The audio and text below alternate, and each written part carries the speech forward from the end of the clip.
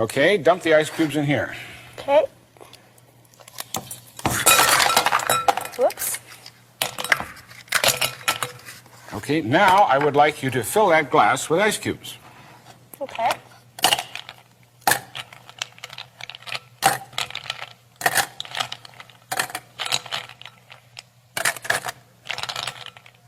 Certainly full, right? Yeah. In fact, sticking over the top.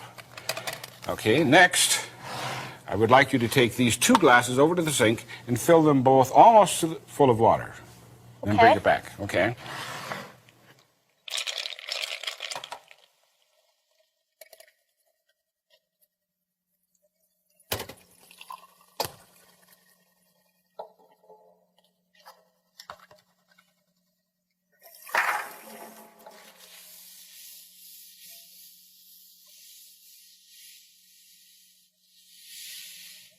Okay. Now you notice I'm wiping off the table so there's not a drop of water on it. Okay. And I will wipe off this plate so there's not a drop of water on it. Why?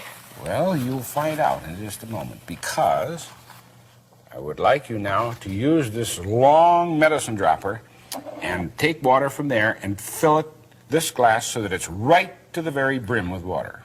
Okay.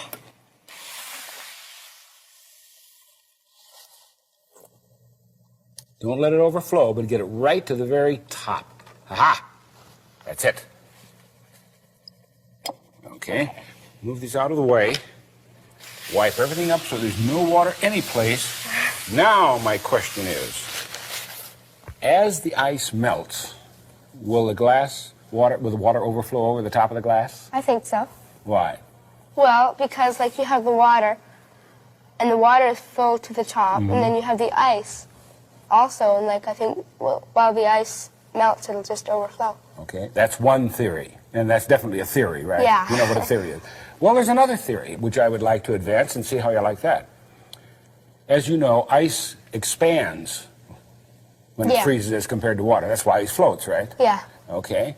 So therefore, as the ice condenses, in other words, goes back into water, it should take up less space. Therefore, the water level will drop. Okay, yeah, I see. That's theory 2. Yep. Now, there's a third theory. Obviously, the volume of the water is taking into consideration the ice that we've got in there. So as it melts, it's not going to change at all, because the volume has already got that ice floating in it. Okay, I see. That's the third theory. Which one are you going to take? Mine. My theory. The first one? Yep. That it's going to overflow. Yeah. Okay, now that's why I wanted to wipe up everything so there's no water around any place. We're going to let it sit there very carefully and melt. It'll take about 2 hours. Can we be back in 2 hours? Sure. And I promise I won't touch it. Okay. Okay? Hi. Hi, Karen. Ah, you're right on time. 2 hours. You're very punctual. Are you usually? Most of the time. Okay. There's the glass that had the ice in it. Don't touch the counter now.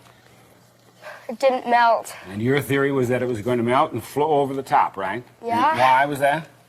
Well, the ice, like, it was floating above the top of the glass, so I thought it would melt. Okay.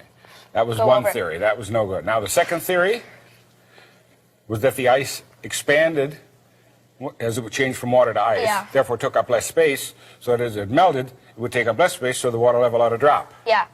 Did it? No. So the third theory, you remember now I told you that as you added water to the ice and you got it all to float, the level of the water took into effect the mass of the ice. Yeah.